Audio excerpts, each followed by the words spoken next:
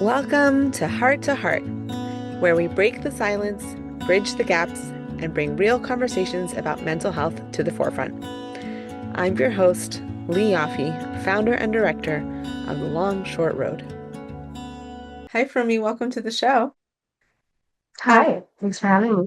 of course, I'm so excited to have you. So I like to start these conversations by asking my guest to introduce themselves in their own words. You have a beautiful, impressive bio, and I could read it, but I'm like, I want to hear from you. Like, who are you in your own words? So go for it. Who am I in my own words? Hi, I'm Frumie Duchman. I live in Los Angeles. I have three beautiful children. So first and foremost, I'm a mama. And um, who am I? I'm a nutritional therapist by trade. So why am I doing this? Because I'm not a conventional nutritionist. Nutritional therapist is going to address the full body approach, healing through nutrition and lifestyle. Yeah, I am very much human. I am very much on this journey myself. I am very much still learning and eager to learn more, as I am learning different, ways and methods. And I'm constantly just trying to reconnect to myself and find alignment. So I love that's that. I what think it's it cool, right? Like, I think that is the goal in life. Like when you just said, like, I'm human, I'm like, right, that's it. It all comes back down to like, I think we're all doing our own work. And then that gives us the ability to give to others. the only way. Yeah. Yeah. That's beautiful. Thanks for that intro. So, what's your why behind your your career? Like what drew you to this? Which I guess is like the right, that's the whole story. How did you get here? Um, Yeah. It's a bunch parted. It's not English, but it's a but like it's a combination of a bunch of things. One of the bigger things was I ended up in the emergency room a bunch of times a couple of years ago with really bad stomach pain to a point where I had to be admitted. And the doctors looked at me and they're like, "There's nothing wrong with you." And what does that mean? There's nothing wrong with me. I'm in pain. You're a doctor. You should be able to help me. And they would just like send me home with this diet and that diet. And then I would just end up back. And it didn't sit well for me that this person who has all this education could not help me. And also, they were extremely like physical. They were like, physically, we don't see anything wrong with you. Yeah, you have IBS, go on a low FODMAP diet and you'll be better. And it just didn't land. Never did a doctor ask me, am I overwhelmed or is there anything else going on? And so when they would send me home, I'd be really frustrated. And I realized that like if they can't help me, I have to help myself. mm, So that's a big piece that drew me to becoming going into the nutrition route, always having a stomach ache and having to be careful.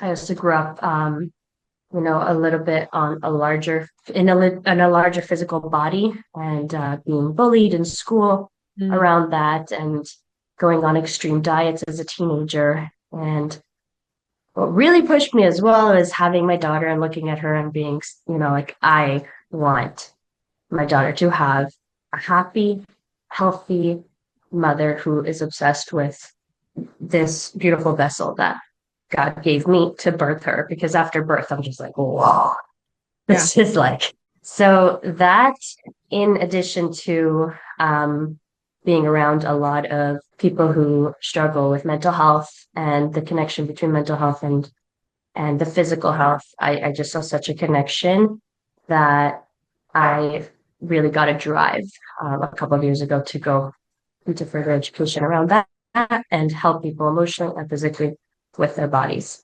Mm, So, there's specific stories that happened, but you know, I'm just gonna round it up with that. that's beautiful. Wow. Thank you for sharing that. I I kind of want to go back into it for a little bit. It was like what I'm hearing is that there was this through line of different pieces, but ultimately what it came to was that like the people who were supposed to know what to do didn't know how to help you. And so you had to take the like, and that's I guess, fortunately and unfortunately, a very common experience that I hear from people. It's like no one could figure out what was wrong with me. And then I realized there was all these things. So what were like the steps that you did to find like the right things for Frumie? Obviously we're not giving a prescription of like this is what everyone should do, but like how did you start to heal from going from being in such severe pain that you were being admitted to the hospital to, thank God, now being, in a very different place than you were those years ago? Very different. Thank God. The main ingredient I would say would be reactivating the brain and the gut connection. Mm, So we have something called the vagus nerve that connects literally the brain and the gut. And for me, from years of, you know, whether it's fad diets or just not allowing myself to just enjoy whatever food that was in front of me or sneaking or um, a lot of stress. It was so disconnected. So one of the big things for me was reconnecting my brain and the gut. How mm, we could do that is we could talk more, but also having my daughter and her not being able to handle when I was nursing dairy. It mm. made me go off from dairy like fully because for my daughter, I would go off Right. dairy fully just to like allow my stomach to heal. But it was for her. So it allowed my stomach to heal from the dairy. And then I was able to reintroduce the dairy gently, and I I can eat almost all the foods without. I used to be in agonizing pain, sometimes even throwing up over um over the bathroom, but I have healed my gut with supplements, with foods, with brain gut activation. And thank God for my firstborn daughter who allowed me to go off dairy and allowed it to heal fully.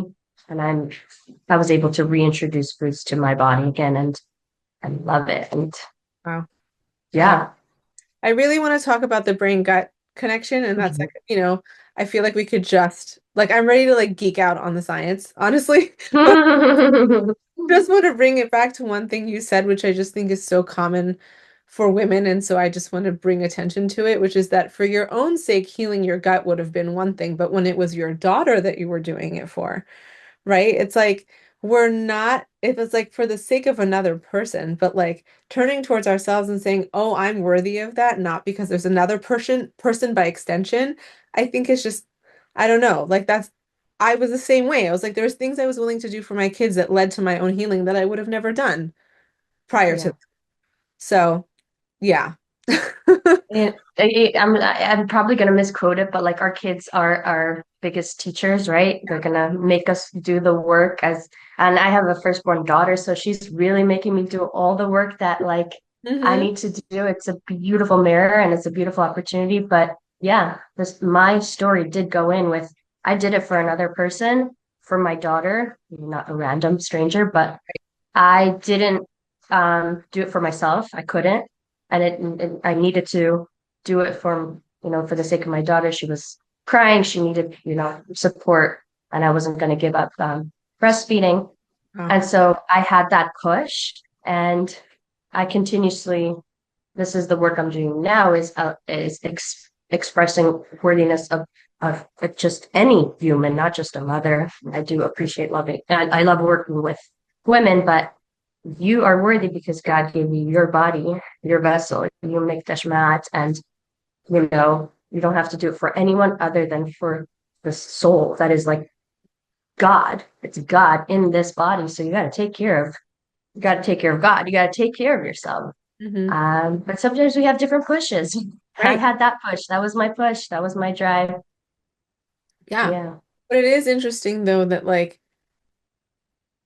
that's like, what you were saying about recognizing, the vessel that you have and the holiness of the vessel. Like I think that's missing from the way we talk about our bodies and the way like I don't remember growing up with that kind of body positivity, even though that's like present in Torah, it's present in our resources, it's available to us.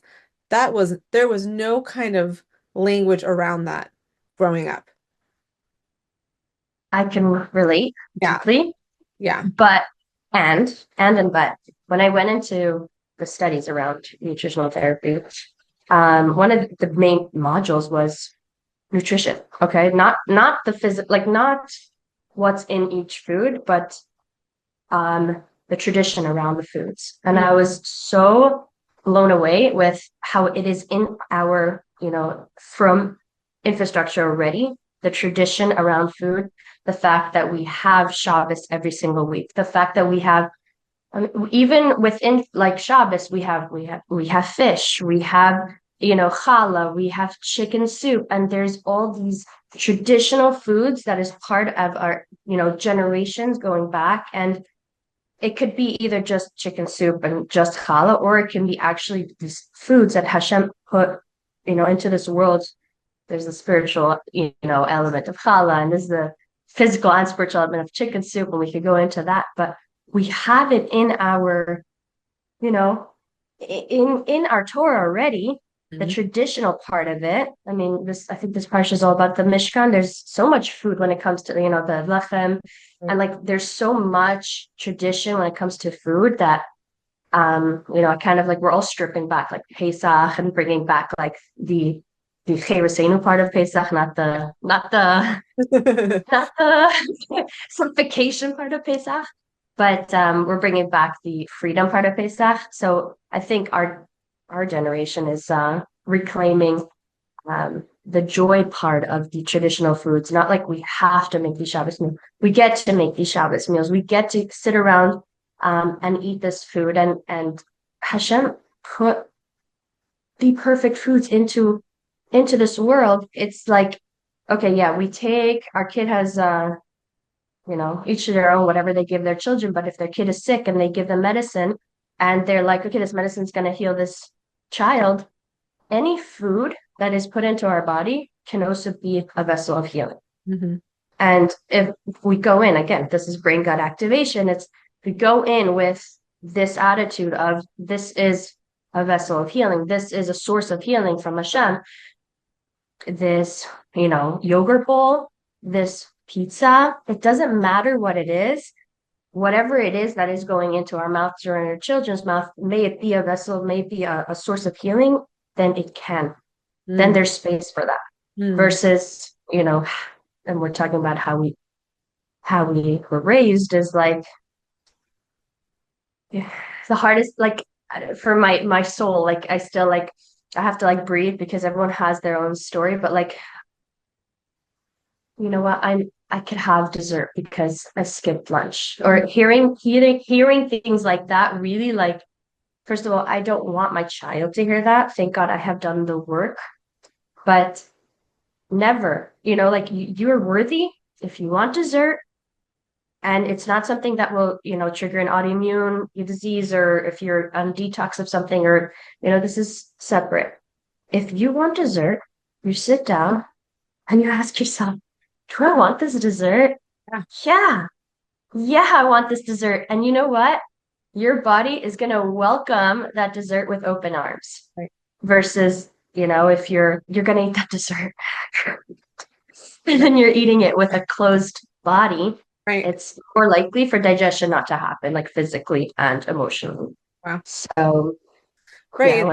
Yeah, the shame of how we relate to our food and our meals. Like, I'm noticing that you don't discriminate and there's no like good or bad food, unless it's like actually bad for you because you have an issue with this food.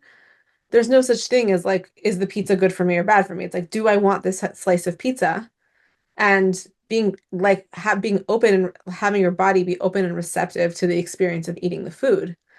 So it's like, it really sounds like what you did and now what you are working with other women to do is like rewrite the narrative around food and relationship to food and the body, which is, I mean, it's a big part of healing.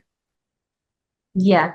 I mean, it is two-part. If someone's coming to me with symptoms and they want to address the symptoms, I will address the symptoms, and I will say these are foods that are supportive, these are foods that are less supportive, these are trigger foods, right?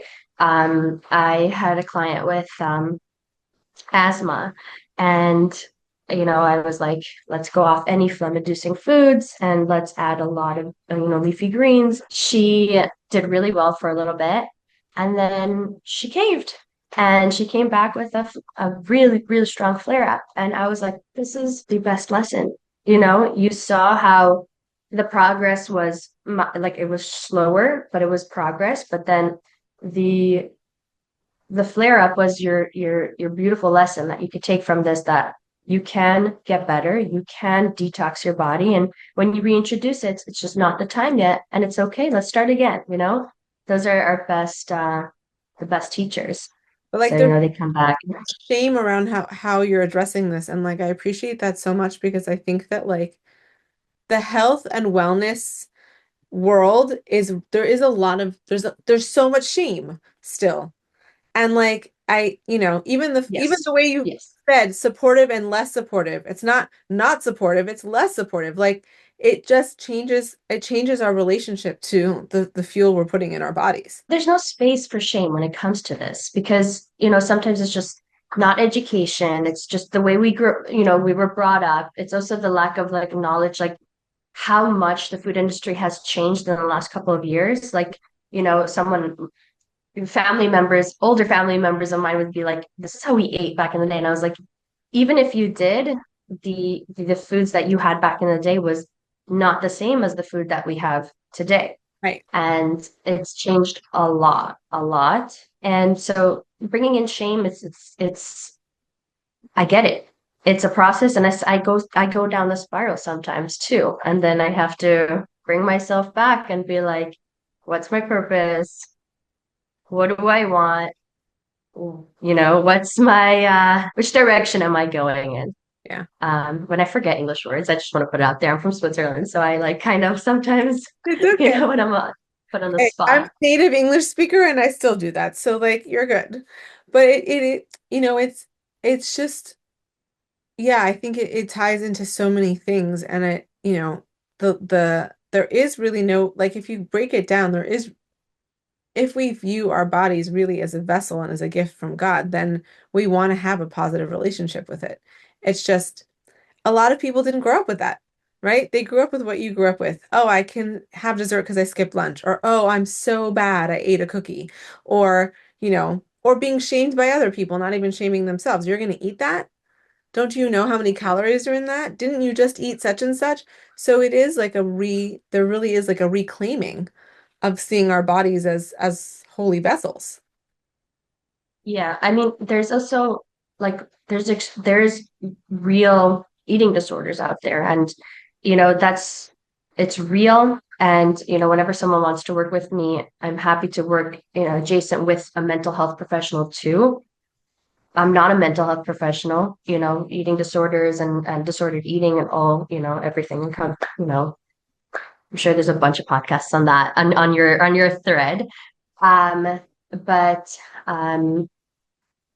there's a lot of space for that.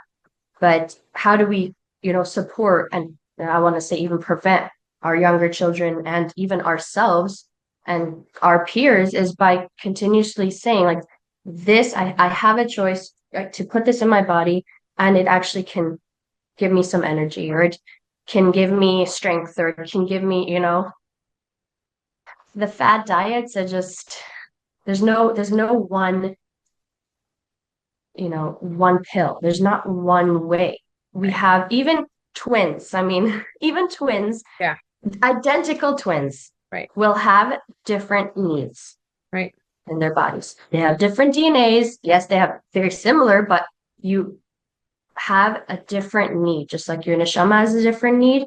Just because your friend, lost a bunch of weight with this and this diet, it's possible it's going to put your body into a massive flare up. It's Right. possible. Right. Jewish women, I love working with Jewish women because our intuition is just mind blowing. Like we just have it like in our kishkas. We're talking about the body parts, like, and we have such a strong intuition that when we shut the noise, shut it down, shut it down, shut it down, we know what we need to do, right? We know what is right for us. And yeah, God put, healers into this world to help us and to support us. but a real healer is going to ask you to go And inwards. And right, right. yeah, It's I think this is a quote that's attributed to Ram Dass, a Jewish Buddhist, of course. I can do nothing for you but work on myself. You can do nothing for me but work on yourself. And I yeah. think that this is like my number one bone to pick with the mental health world and the mental health industry is that we've kind of set up people to believe that there is like a shortcut that you can take, right? Like definitely with like you were saying fad diets. Like I remember, the advertisement in the early 2000s when I was growing up for Yoplait yogurts for the like whatever, like their 2% or skim yogurt was, about a woman who's slowly trying to shrink into a bikini. Do you remember that one? She wore an itsy bitsy teeny I weeny. didn't grow up in America, but I know what you mean. You know what I mean? So like you see her in the winter and she's a little bit heavier and you see the bikini lying hanging on the thing and in every shot she's only eating a Yoplait yogurt. She gets tinier and tinier and tinier until summer rolls around she can fit into her bikini. So that's what I like that was what was on TV when I was growing up. Like in between commercials for kids shows. It was like, geared towards us at 10 years old. Um I lost my train of thought and I don't remember why I was saying this. Um I know. It's Ashgacha Pratis. It happens. But yeah, there is like I think there is like a reconnection that we have to have, like with reclaiming our ownership over seeing our bodies as a whole vessel. Oh, We don't even have to go to, oh yeah, I don't know, we were you saying remembered. and like on knowing what we need. Oh, that like we have Oh, this okay, this is what I was saying. My bone to pick with this industry and with like with all of this stuff with mental health professionals also is that we kind of prescribe that it's going to look a certain way, right? So if you follow the diet or you do the steps or you check off the boxes on the plan and like anyone who lives with any kind of challenge, so it's like all human beings, right? Like you don't have to have like a severe mental health challenge to relate to this. There's ups and downs for everyone.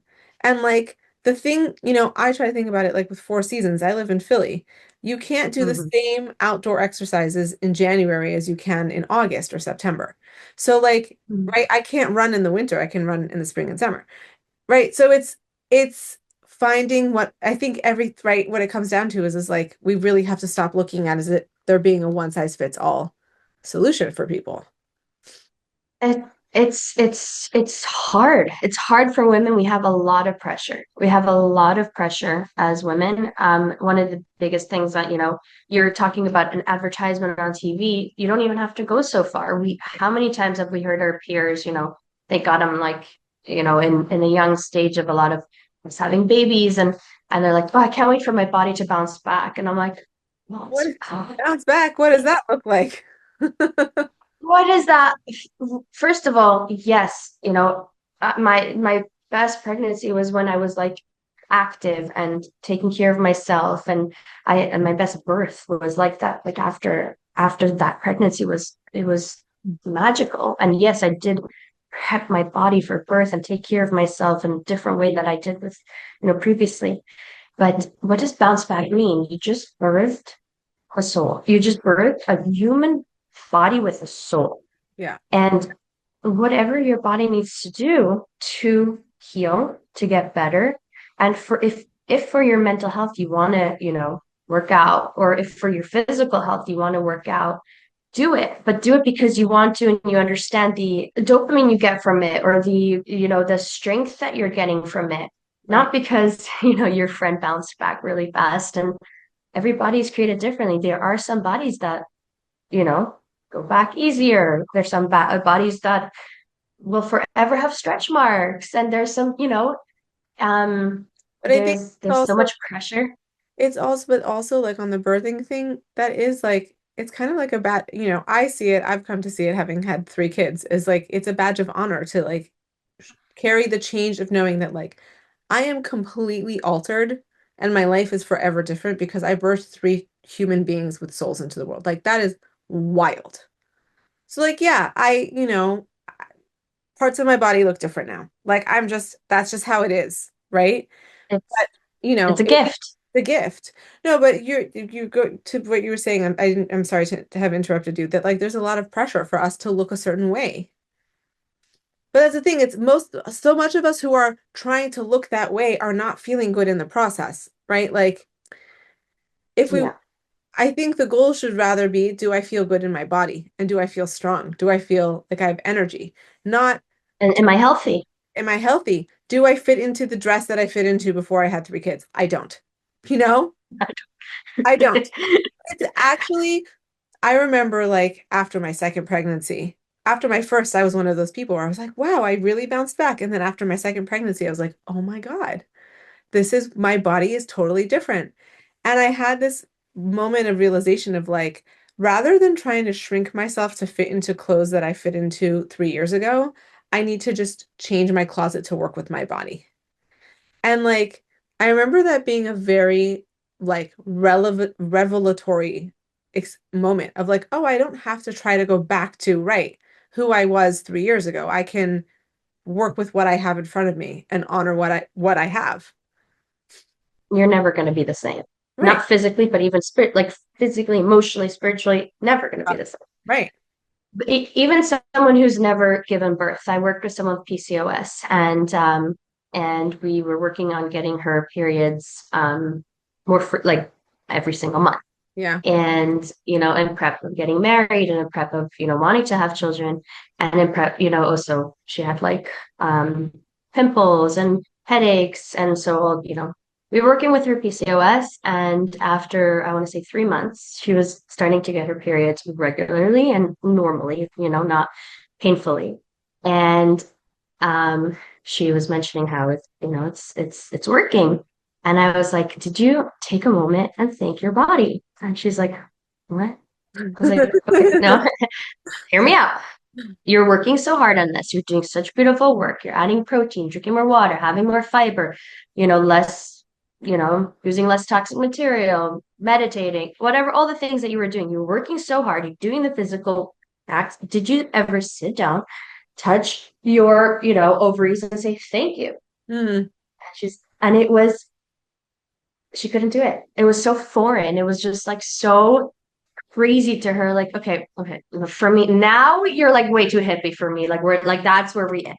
And that's kind of like actually that's the beginning. From even when my children are sick, and we just had sick season, and it's the craziest thing that the kids have an endocrine hormone here, and I don't know why I am forgetting the word, but I'm human. But it's the basically a lot of antibodies are released right over here, specifically from childhood to adolescence. Once you're in adolescence, you're it's not as potent from here. Yeah, forget the word. But It's okay. when my children are sick, I end up tapping over here for them to allow for those healing properties to come out. And and I tell their bodies, like, you can heal, we can heal together. And the kids know that this is what I do, to a point where, like, this week I was sick. My 3-year-old came to sit on my lap, my 4-year-old just turned 4, and he's like tapping my chest. He's like, you'll get better. You'll get better. And, That you is know, the best thing I've ever heard. Oh my God. it's, it's the cutest thing because they will mimic what we do. They 100%. don't know they don't know. I do explain to them as much as I can, but their bodies can heal themselves. We are self-healing machines, some more than others. Hashem put our bodies into this world. Some are more complex, other are, but when we create an environment of flow, I'm gonna go on to, like, because I'm talking about flow. When I talk to mothers who try to nurse and they are having a hard time nursing, and random fact, but like the nursing comes from the brain. Right. The breast milk is from the blood, and it's activated through the brain, right? Through the mind. And I've told them, or I've even done it myself all the time, is like when I'm not getting a letdown, I'm imagining flow. I'm imagining flow. Mm. And to a point where, like, I imagine the Air Miriam. I'm imagining a beautiful, like, hike with the waterfall, like flow, flow, flow. And every single time it works. I do get a letdown. And Mhm. that's the same with our bodies. Our minds are as powerful as, you know, mind over matter, all those things, they're real. They They're are real. right. And you put them together with an environment for healing, like nourishing food and avoiding foods that are triggers, depending on each individual person. That combination is magic. And Yeah. going back to the shame is like, then when we're in flow, we're also allowing for space for humanness. We're Right. human. Right. We're human, and we don't go down that rabbit hole of the loop of the loop. Oh man, you know what? I had pizza. I'm gonna have a stomach ache tomorrow anyways. I might as well just go all out, you know? Mhm. No, I had pizza. Yum. I loved it. We were at the birthday party. I was starving. I'm taking care of three children. There's nothing else to eat. Pizza it is. I'm gonna go home and I'm gonna have some real steak for dinner tonight because I need some serious protein, you know? And then we just shift and the pizza is just the pizza and it's not this whole shame cycle. I'm Right. gonna add protein and, fiber. Right. And it's, it was making me think of something that I come back to a lot in my own work and in with other people is having compassion for ourselves when we mess up. Because we because we will. We will. It's not a matter of if, it's a matter of when. Right? If I know I've had chronic migraine since I was a kid. If I know that I have my trigger foods, right?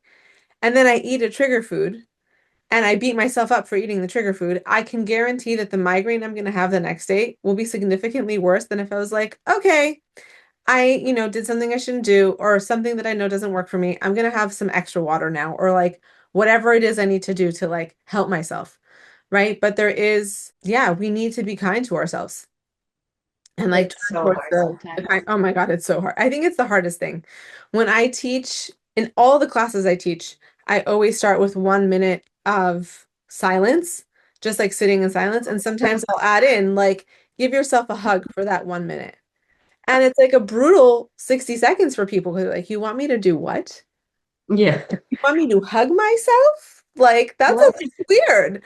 But then they do it and they're like, "Oh, okay, I can see why it works." But it's very triggering for people. It was for me too. Yeah, self-compassion, forgiveness of self. It's it's a process.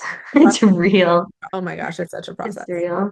So I want to speak a little bit more about the brain gut or the mind gut connection because I feel like that's something like people don't realize what a difference nutrition can have on their mental health.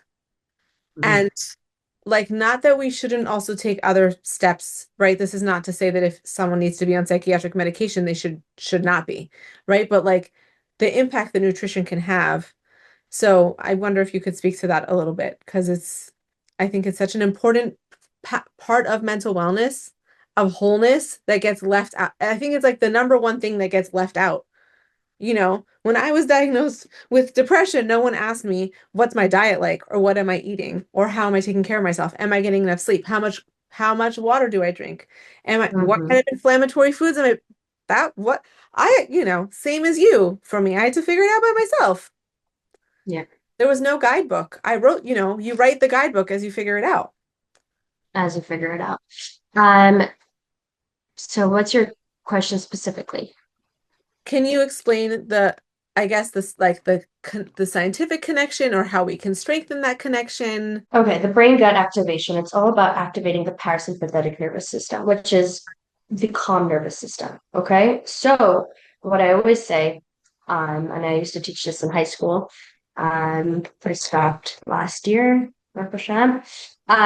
is your body doesn't know the difference whether you're running away from a tiger or you are in stress because you're stressing out if you should eat this food or not. Mhm. It's stress. Okay, so stress heightens everything up. It heightens your blood sugar, it heightens your blood pressure, it heightens, you know, are you thinking of going to the bathroom when you're running away from a tiger? Yeah. No, it's shutting everything down and it's not allowing for flow, right? We're all about flow. And so what we want to invite is the flow. What we want to invite is to tell our bodies we're not in stress. We're not in stress. What we're eating, what we're putting in our body, what, even supplements, medicine, people we're hanging out with, we're safe. And we remind our bodies that we're safe, and that will allow for all our systems to just be in calm and in the in the calm nervous system, you know, and allows for flow. So what does that look like? I'm a mom, and it's been a long time since I remember being able to eat like all zen with music in the background, you know, unless we go out for dinner, and it's beautiful. But even in the chaos of when I am feeding my children and want and need to feed myself because my hormones are all over the place because I am postpartum or pregnant or nursing or whatever, even in that chaos, I could say, I'm sitting down now and I'm gonna have food. 5 minutes, figure it out. Figure it out. Am I amazing at that? No, not every time, but I am worthy to sit down and eat something. Again, with a lot of space for humanness. Going back to the scientific part of it, also most of our serotonin, our happy hormones, our calm hormones are created in our gut, are created in our gut. And I had a family member ask me once, like, okay, so like, if I just like get rid of all the dye and all the crazy foods that everyone's been eating, whatever, is my kid gonna be less crazy? And I'm like, first of all, I never offer my my intuition or my knowledge without being asked. So she asked me, I was able to respond. I'm never gonna say don't do this, do that, because you have your own intuition, you know? So she asked me, I know it was more of like a passive aggressive way of asking, but she asked me, and I said, yeah, actually, yes. Right. I know with my own family, I have certain kids who are super sensitive, and they know, they go to show and they come home and they're like, look at my tongue, I had red dye. And I'm like, okay, let's see how bedtime goes. Right. Here comes And the meltdown in 2 hours. and they know, they feel it. Their bodies feel it. Yeah. And yes, there is a difference. And so that same person is like, oh, so what do you give your kids to eat? Like, what do you mean? Like, how do you feed them? Like in the morning, like we're rushing. And I said, my kids have eggs every single morning. They have yogurt every single morning. They have berries, granola. They have breakfast, but they have a big breakfast. And then I don't really care so much about their lunch. They have, I make homemade sourdough and I put a slab of cream cheese on it and have some other fruits. Some kids like it more than others. I don't care. I'm not sitting and cooking lunch. I don't have the time. Some people will do it. Good for them. You, yes. Okay, well, amazing. I want to serve them a massive, delicious breakfast, set them up for success, and then send them off to school. And yes, if what we feed to our kids, what we feed to ourselves, will create a mood, for the rest of the day. And for if someone is, I know for myself, like I've been in between homes now, and I'm not on my best game when it comes to homemade stuff. I'm eating more on plastic, utensils and having more plastic water bottle. And I feel the difference. I physically feel the difference. I feel less hydrated. And, I'm not going to go into minor details. I feel the difference. Maybe I have become sensitive to it, but I also have to tell myself, sorry? That's what's supposed to happen. We're supposed to become sensitive to it, right? Our bodies know what's good and bad for us. Yeah. But I also have to remind myself to bring up. My body is so powerful that it's okay that during this transition time, when you go to an Airbnb and we keep kosher, we're not, going to change everything. Some people with severe autoimmune diseases will have to really be careful, and they don't have a choice. My body's powerful enough, my body has this power and it can heal itself, and I'll be okay. So how does the brain gut connection, come into this is continuously whatever we do. And also with mental health is you are what you are what you eat. And no, it's not Bubba all the, the food changes that are happening with the pyramid changes. And it's amazing because like I was talking about this a couple of years ago, and now like family members of mine are sending me stuff, and I'm just like, yeah, not I told you so, but yes, Yeah, this is truth. They're finding, COVID taught us a lot when it comes to who's talking, if money's talking, pharma's talking, and those are things that like Hashem gave us, our children or our bodies, and we need to be, you know, aligned with whatever's going into our bodies. And it's one of the hardest, it's funny, it's fun, it's not funny, but it's interesting. I have two types of, clients is like one that we need to focus on like the right food and less, less aggressively just like food, right? And understanding what else we can add into their lives to be less, obsessive about food because there's it's filling a void. And then we have other clients that is it's as hard to be more less passive about food, more active about food. There are people who go through life and just, okay, I'm gonna have a protein bar. Okay, they're much less thinking about food. And that's as hard as someone who's continuously thinking about food because your body is a self-healing machine, but you need to create an environment for the healing and for the energy to come. And it's not going to come if you're running on empty. Totally. It can't come, and these are usually women who are busy and then they're like, why do I have PCOS? Why am I, breaking out in acne? Why am I having crazy headaches? Like, why can't I gain muscle? And it's less passiveness around food and more like, I wake up in the morning, I need to eat. And what am I going to eat? I have a plan of what I'm going to eat. I'm not so hungry. Okay, start off with water. Mm-hmm. Okay, start off with lemon water. Put some salt in the lemon water. But you're going to sit down and be like, am I actually not hungry? Or am I thinking about my entire to-do list? Mm-hmm. Once we fill our bodies up with there's so many scientific books out there that you could go into the physical. I have so many like the brain gut diet and the I'm happy to send you some links after and just add them. Like they were fascinating. Which hormone is created? Which mental health challenge is created? It's all created in the gut. Right. I'm not going to remember the words by heart. That's not my forte. I don't have a very good memory when it comes to names or these things. Thank God, it just that I don't. It's not one of my positives. Not of my strengths.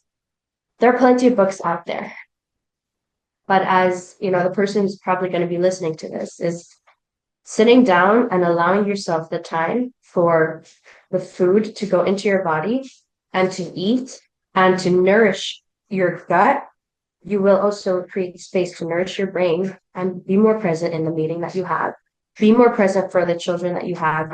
Have milk to nurse your children. Have energy to sit down on the floor with your children. Like my husband knows that if I'm not fed, You're not mama's not gonna. functioning, yeah. But I'm not functioning.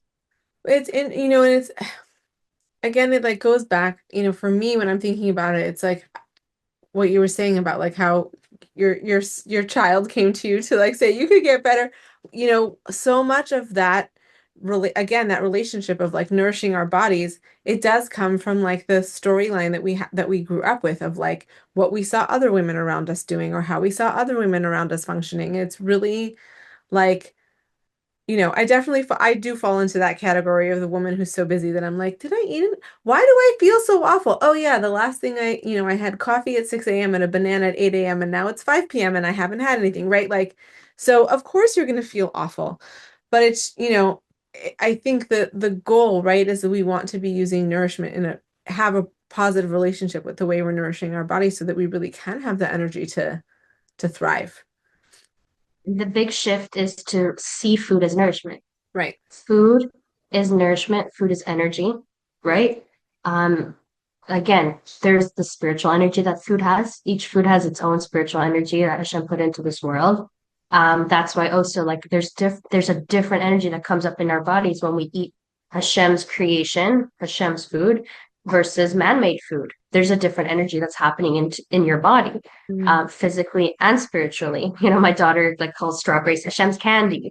And then she has regular candy too.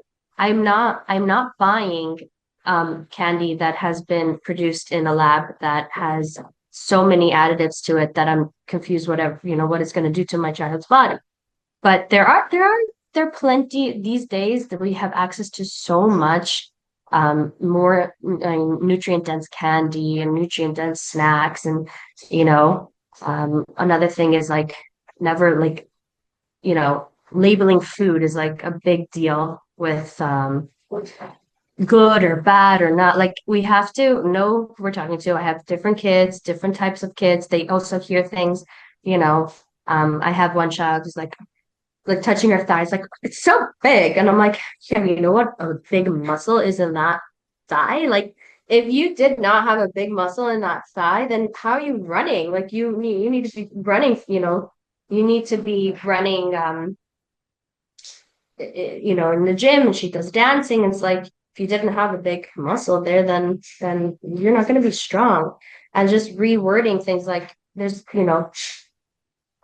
mommy, you're getting so fat. I'm like, yeah, I'm pregnant right now. Like, thank God this baby's growing. It's such a blessing. And when the baby's going to come out, I'm probably still going to have a little bit left because I just, and then we look at the stretch marks and she's like, that's mine. And that's, my brother's and that's my brother's. And I never want her to hear a negative, and I'm a work in progress.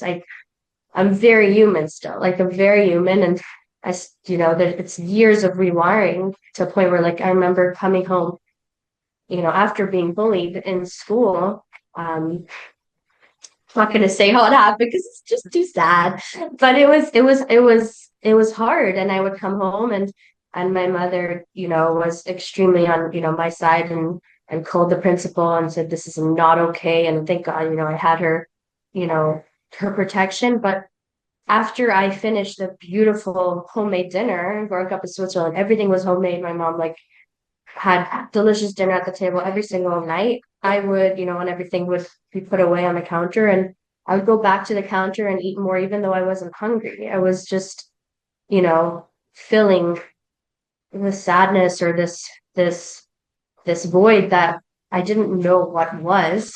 That it's rewiring. It's beautiful rewiring. And again, the rewiring, I will call that brain gut activation. It's realigning your body to your mind. And going back to the PCOS client, thinking when something does work is so important. Whoever has given birth, going back to that, is like realizing the affirmations during birth is what allows for the flow to happen.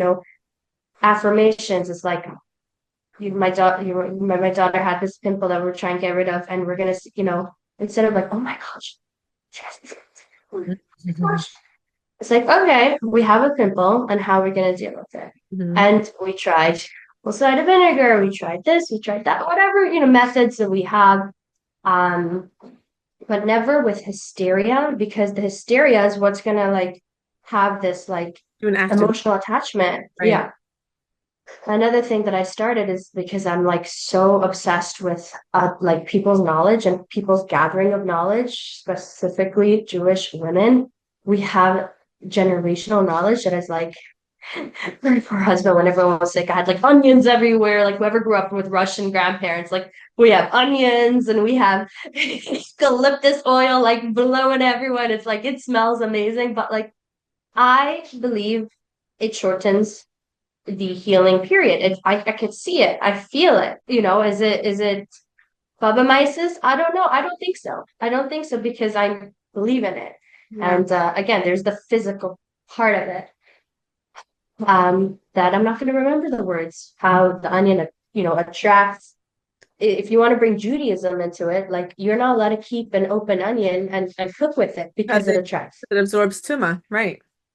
It absorbs tuma. So of course, Hashem is not like telling us something like it absorbs tuma and then we can't use it for healing properties too. Like I have to go around every morning and in every room take the onions and throw it in the garbage because it absorbed the bacteria, the tuma that is no longer needed anymore.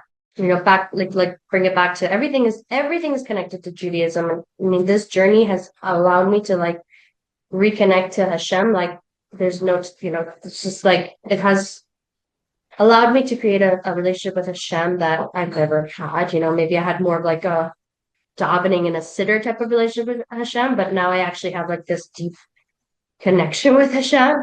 Mm. Is Hashem asks us to make a bracha, right? You know, a bracha on food before we eat it. What is it? Is it to be in gratitude? Is it to be, just pause? There's all different reasons why we make a bracha, but when you come physically, most nutritionists or anyone who deals with food will tell you to pause before eating, right? Mm. Because we want to activate the calm nervous system. So does Hashem created our bodies? Hashem told us to take a moment and make a bracha. Mhm. Hashem knows what our bodies need. So Mm. we're supposed to stop, activate our parasympathetic nervous system, be in gratitude, be in flow, make a bracha, and eat the food Right. and allow for the healing to happen, you know? And so it's connected to the way we were brought up. And when we like, it's not just done passively, we're like thinking about the things that we're doing. It's Hashem put a blueprint, you know? Right. It's incredible. And a through line that I keep hearing you come back to is like really being present in the process, right? Because you could Mm. have someone who's like has a piece of cake in front of them, mumbles a bracha without really thinking about it. And the cake, I've done this. The cake is down my throat before the bracha's done, So that's not what I don't think that's what you mean by making a bracha. It's really like being present to the experience, right? Like in like the mindfulness community and like I did actually something that my twin sister, who you know very well, that something that she helped connect me to was a mindfulness class that I did when I was pregnant with my oldest daughter. And on our first day in the class, they had us eat a raisin mindfully. So eating a raisin mindfully meant first we had to hold it in our hands and examine the shape of it and learn to see what it looked like, and then hold it up and feel it and see it, and then put our tongue to it and then hold it in our mouth. Not immediately chew and swallow, but really Mm-hmm. feel the experience. And it's like, I think part of that activation that you're talking about it comes only from being really like mindfully rooted in what we're doing and not like being distracted while we're eating or looking at our phones or eating, doing what I do when I'm busy, which is like swallowing the food before I'm fully done chewing it because I just need to get on to the next bite.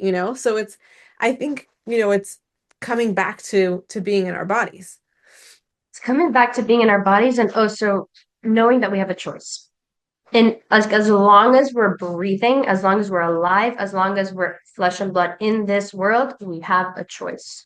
And my favorite book, and I've read it so many times, and it's helped me so many times in my life, is The Choice. Is Dr. Eva Eger's book, The Choice. She lives here actually in California, a Holocaust survivor, and I don't want to say an easy read because it's not an easy read, but it is an easy read because I'm not a big reader. But it's just like she had a choice in the darkest of dark, and like she really ingrained in me that I have a choice. Sometimes it feels like I don't. Sometimes I feel like I'm choking because there's so much going on, so many things, so many decisions to make, and so many. I still have a choice to either lean into Hashem and like allow Hashem to carry me through whatever the choice is, or be suffocating, but as long as I have breath, I have choice. Mm. And even, she had to dance for Mengele, and she's like, I had a choice to dance or not. He had no choice of being evil or not. That's like I had more power over, you know, because I still had my mind and he lost his. And I'm totally making with my own words. I'm not like reading her book right now. Is when someone's like, I don't have a choice. I don't have a choice. What do you mean? I can't get a housekeeper. This is what we do. This is what we do. This is what we do. Or this is like Shabbos. What do you mean? And like someone's really overwhelmed all week. And I suggest let's avocado, ketchup mayo, mayonnaise, challah, and shallot. It's a choice. You can have Shabbos like that. Yes. And and halachically it's as good sí, gracias. It's as good as you know, A 10-course dinner that's going to make you so stressed out that you're not even going to enjoy the food because you're going to be so overwhelmed and so exhausted. I had and you're gonna be an evil mama, Exactly. You're going to be snappy at your kids. I had a conversation with I run a parenting class, so I had a conversation with my group last week as they were signing in. I was like, ladies, give me 1 second. I just have to finish my Instacart order before we start. And I was like, that was a choice I made for myself when I had my third, maybe even when I had my second, that there were certain stores that if I could have the groceries delivered, then that's what I would do for my mental well-being. And people were like, why? But it's so expensive, da, da, da. And what do you mean? And you don't have the energy? And like, what's wrong with you that you can't just go to the store? I was like, that is a choice I've made for my mental well-being so that I'm able to be kinder to my kids because I didn't have to go to 15 stores today, right? Like, it's right. That's what it comes down to. But it's also just it's a short period of time. Like our kids are small for not very Right. long, right? And what do they rather? Do they rather have a happy mom, a present mom, or do they want? And if you could do both, good for Right. you. Good Awesome. for you. That's awesome. And yes, Shabbos is right, and so realizing that you're not crippled by by not having you have a choice and it's you could stop working and Right.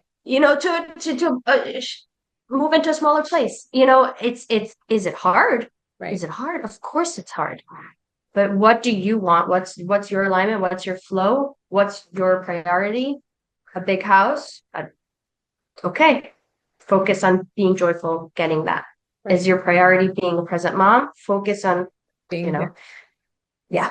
I once heard someone, I don't remember who it was who said it to me, was like, if you're going to make a choice for your well-being and you do it with guilt, then you haven't actually done anything for your well-being. So it's either like you make the choice, I do it joyfully or just don't do it, right? Like if maybe, had, yeah. yeah, go Uh, ahead. we're very blessed that we have the presence of like a knowledge that everyone has the presence, but the knowledge that Hashem's with us, right? And a couple of years ago had to like make a decision that was just beyond me. And what I ended up doing was, it was Hanukkah. I didn't make a decision. I said, Hashem, you gave this to me. I'm gonna take it and I'm gonna throw it back at you. And until you give me that clarity, it is what I need to do, then I'm not doing anything. I'm doing absolutely nothing.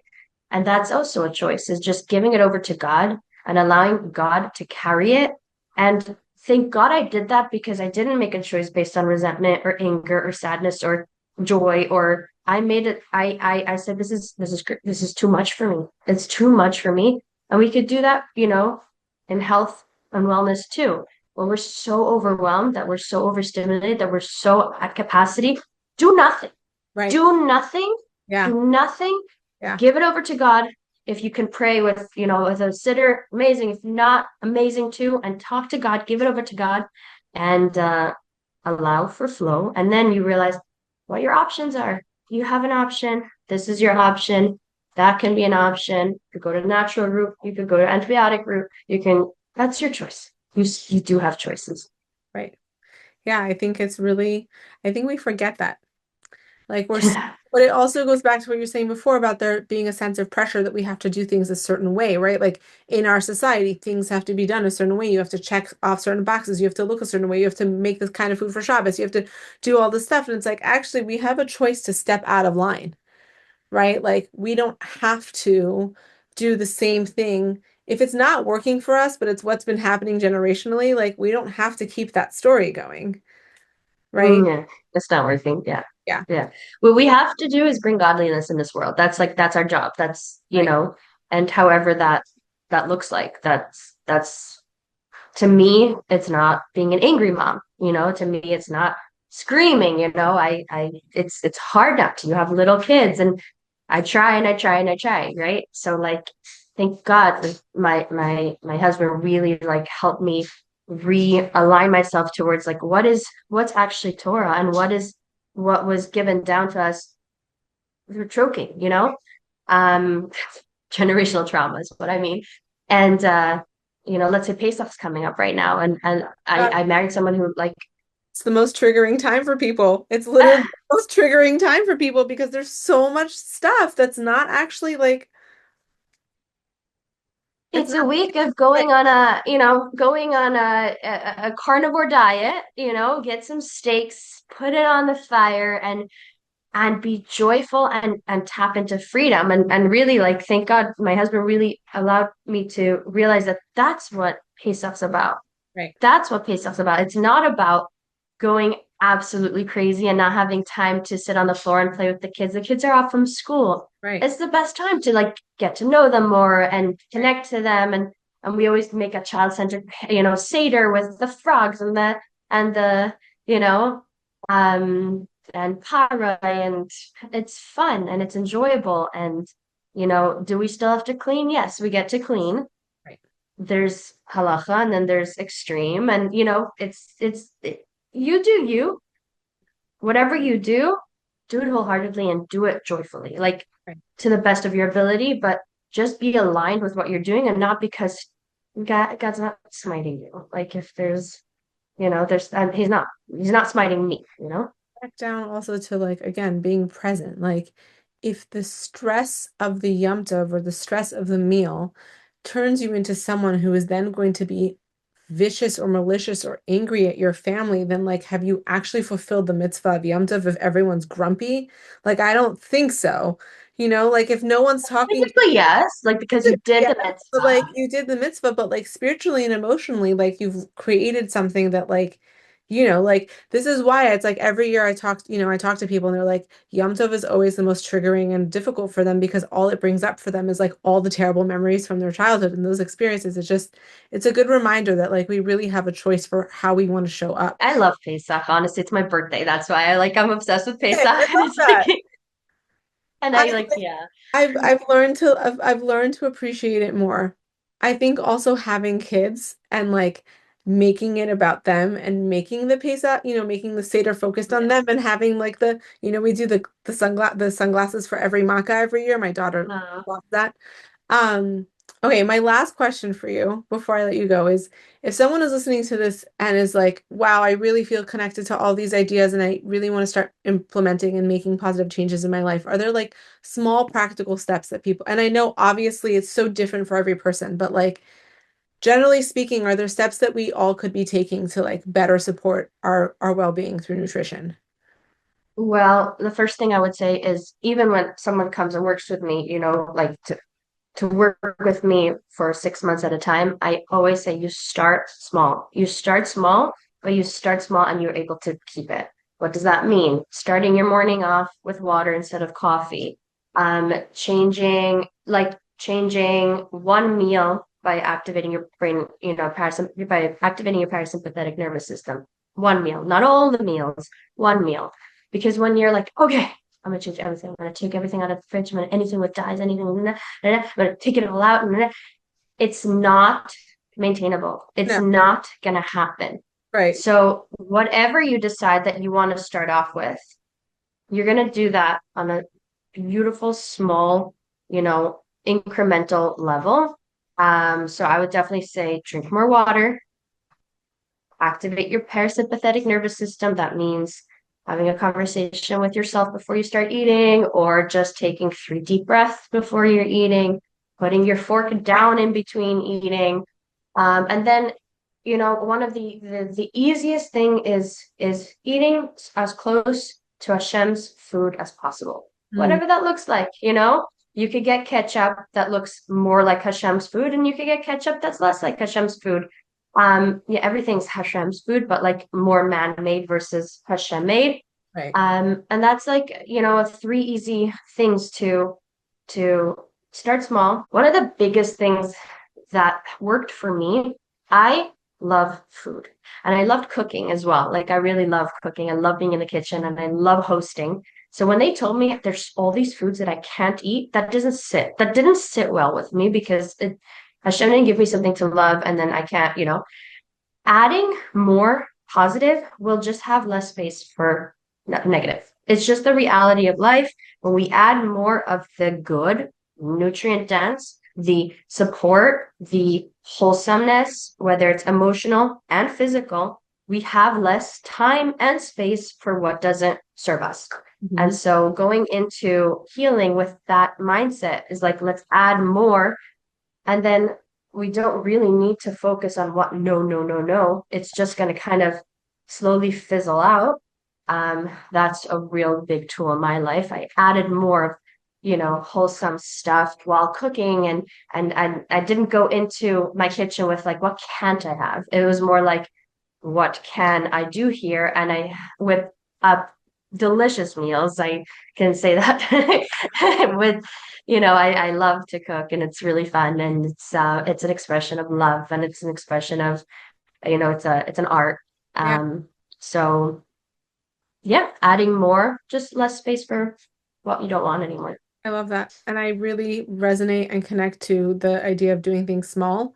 That's like the number one thing that when people tell me, they're like, how do I start healing? I'm like, you start this big, like 1 minute at a time. They're like, are you for real? I'm like, yeah, because you're teaching your body and your brain through repetition in small ways that change is possible. And it's like the same, like what you just said. If you walk into your kitchen, you're like, I'm going on a this and this diet. Everything that has red dyes in it is getting thrown out of my kitchen.